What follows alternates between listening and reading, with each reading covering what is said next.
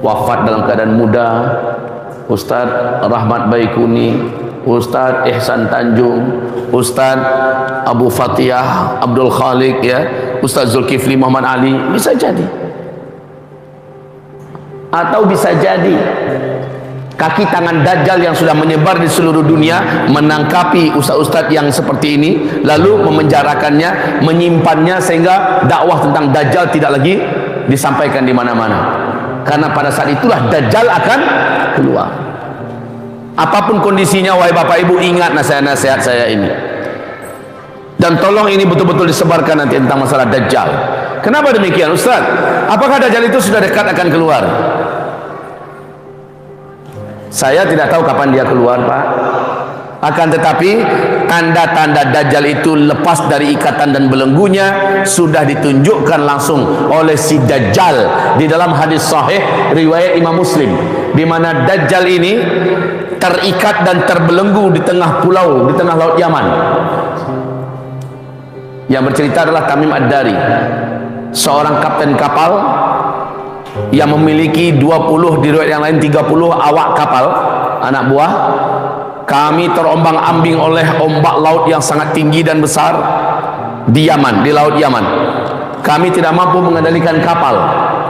Hujan lebat petir menyambar, langit sangatlah gelap. Akhirnya kami pun terdampar di sebuah pulau yang kami tidak ketahui. Kami tunggu matahari terbit.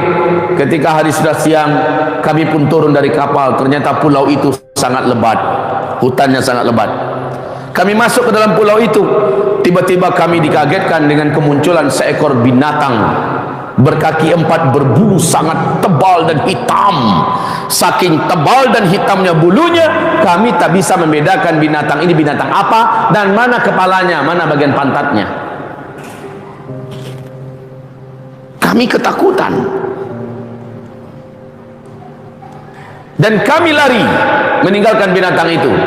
Hanya satu kali genjotan, binatang itu sudah ada di depan kami. Sudah terbayang, Pak, binatang itu besar. Satu kali genjotan saja, binatang itu sudah menghadang kami. Dan binatang itu bertanya, apakah kalian orang-orang yang datang dari Arab? Kami semakin ketakutan mendengar binatang ini bisa berbicara. Kami fikir dia adalah setan betina yang akan membunuh kami. Lalu binatang itu berkata, kalian jangan takut, saya tidak akan menyakiti kalian. Saya adalah Al-Jassasah, saya adalah mata-mata yang ditugaskan untuk mengawasi siapa saja yang masuk pulau ini.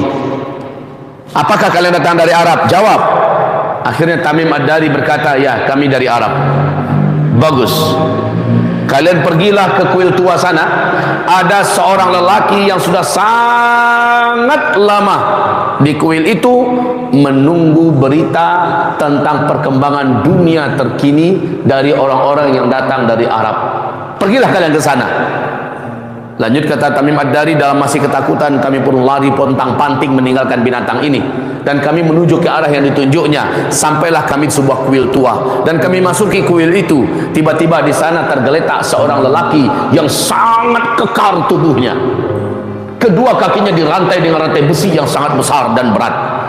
Kedua tangannya juga dirantai dengan rantai besi yang sangat besar dan berat. Rantai itu juga membelenggu lehernya.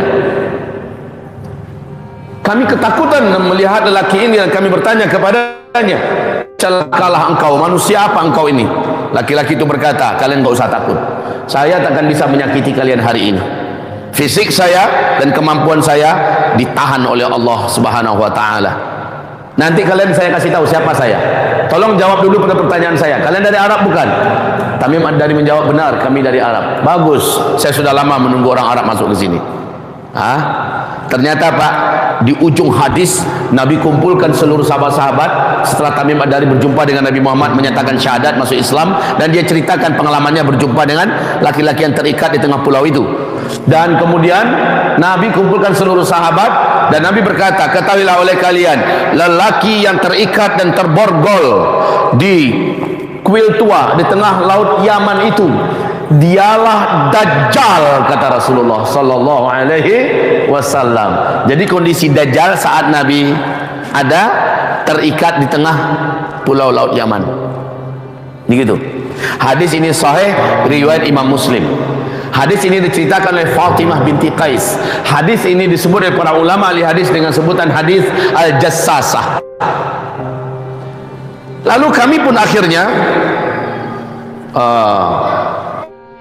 akhirnya menjawab pertanyaan-pertanyaan si Dajjal ini. Dia bertanya tentang Nabi Muhammad, dia bertanya, kami jawab semuanya.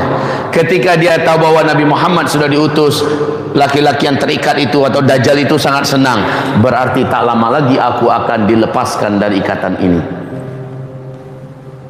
Kemudian dia bertanya, ciri-ciri bahwa aku sudah lepas dari ikatan itu adalah 3. Ini kata si Dajjal ya. Sekarang saya bertanya, yang 3 itu sudah terjadi belum? Kalian kenal tidak dengan Danau Tiberias? Ternyata Danau Tiberias itu Pak di Palestina tempatnya. Ya sekarang dijajah Israel. Kemudian dia bertanya juga, kalian tahu tidak dengan mata air Zugar? Mata air Zugar itu juga di Palestina juga tempatnya. Hanya beberapa kilometer dari Danau Tiberias. Kalian tahu tidak dengan Baisan? Ada kebun kurma di sana. Kebun kurma Baisan yang terkenal, ranum, yang terkenal buahnya sangat istimewa, ya, tidak pernah putus buahnya. Kalian kenal nggak dengan 3 hal ini? Tamim Ad-Dari menjawab, ya kami kenal. Apa yang ingin kau tanyakan? Danau Tiberias airnya masih banyak atau sudah susut? Menjawablah Tamim, airnya sekarang masih banyak. Mata air Zugar ini airnya masih ada atau sudah kering? Sekarang airnya masih ada. Kebun kurma di Baisan masih berbuahkah kurmanya atau sudah habis? Sekarang masih berbuah. Apa kata si Dajjal? Kalian perhatikan baik-baik. Kalau Danau Tiberias airnya sudah susut, kalau mata air Zugar sudah tidak lagi mengeluarkan air, kalau kebun kurma di Baisan kurma-kurmanya tidak lagi berbuah, itu pertanda aku sudah lepas dan bebas dari borgol dan ikatan yang aku sedang diikat dengannya. Wahai Bapak Ibu, Februari 2019 saya membawa 93 orang jamaah dari Jakarta, dari Aceh, dari Medan, dari Lampung. Kami pergi ke Palestina. Kami ingin membuktikan hadis Nabi ini, karena kami lihat di YouTube saja Pak, Danau Tiberias susut gitu katanya di YouTube. Kami lihat tentang berita tentang mata air Zugar sudah tidak ada lagi. Akhirnya saya tidak puas. Allah izinkan saya membawa rombongan yang cukup banyak. Berangkatlah kami, sampailah kami di Palestina. Misi terbesar bersilaturahmi dan bertakziah ke masjid, berziarah ke Masjid Al-Aqsa yang kami cintai, yang kita cintai. Kami pun sholat, setelah kami puas beribadah, kami pun berangkat ke Danau Tiberias. Apa yang kami saksikan di YouTube, sekarang kami lihat di depan mata kepala sendiri. Danau Tiberias sudah susut dari posisinya. Lalu kami tanyakan kepada guide, di mana mata air Zugar? Beliau mengatakan sebelah sana. Bagaimana kondisinya sekarang? Ayo kita ke situ. Kondisinya sekarang, kata beliau, sudah 3 tahun ini sudah tidak lagi mengeluarkan air satu tetes pun. Allahu Akbar. Terus yang ketiga, kebun kurma Baisan di mana? Ternyata itu perbatasan antara Yordania dengan Palestina. Maka kami pun dibawa ke sana. Kami melihat Pak, kebun kurma di Baisan itu tidak berbuah kaum muslimin. Maka dengan ini saya sudah tidak ragu-ragu lagi meyakini laknatullah Dajjal ini sudah lepas dan telah bebas. Dialah yang memimpin dunia saat ini dari balik kegelapan, dan dialah mengendalikan dunia ini melalui Freemasonry Illuminati. Dialah yang sekarang menguasai timur dan barat. Kaum muslimin yang kami muliakan, beliau baru akan keluar nanti setelah Amerika ini hancur, setelah Israel hilang dari peta dunia. Dia akan keluar dengan kemarahan yang sangat. Barulah muncul Dajjalnya. Hamba-hamba Allah yang kami muliakan, untuk 3 tanda tadi sudah terjadi, berarti Dajjal telah lepas.